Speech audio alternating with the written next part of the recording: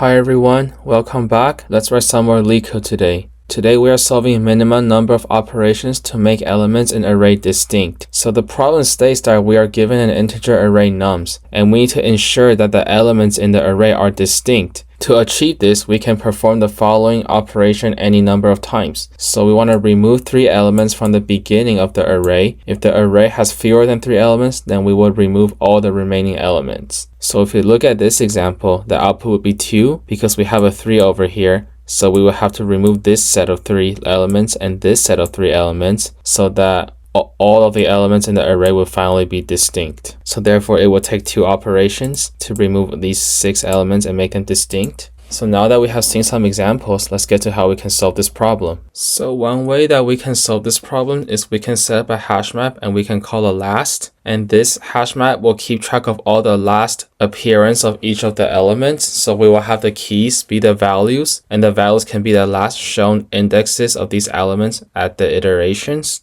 So if we come to a certain element and we see that it has already been shown previously in the iteration, then we can check which window this one is in and then see if that will increase the result. And then we can increase the result by doing the ceiling of the last index of num plus 1 divided by 3. So for example, when we come to 2, we see that we have seen 2 previously. So the index would be index 1. So 1 plus 1 is 2 divided by 3. So it would be 2/3, but that ceiling's to 1. So then we can update the result to 1. And like when we see if we are at 3, we see that it has been shown previously here. So the index of this is 5. 5 plus 1 is 6. 6 divided by 3 is 2.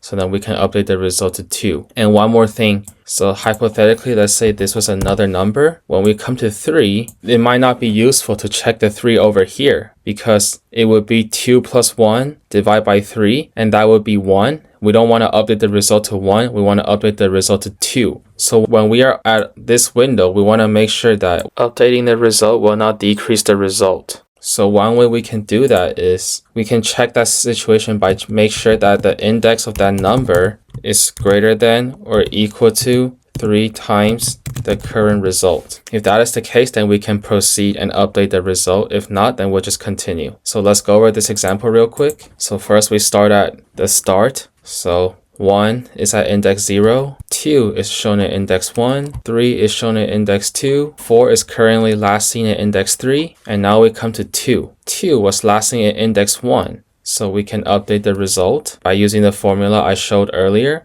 And then now we also need to update the last appearance of 2, which is at index 4. 3 was last seen at index 5, but we don't need to proceed because the result will still be 1. And then now we come to the third index. We see that it is last shown at index 5. So we need to update the result and then update the index. 5 last seen at index 7. And 7 we can add index 8. And now we come to the end of the iteration, so we can return the result as 2.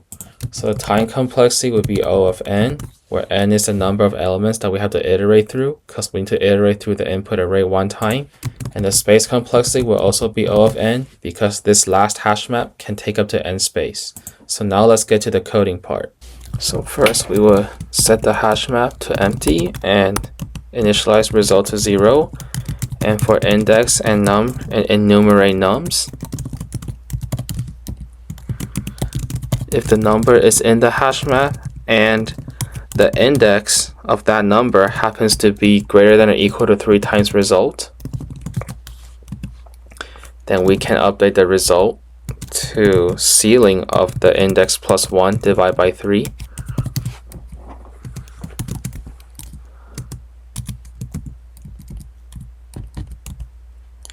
And then we will update the index afterwards. So last of nums is equal to index.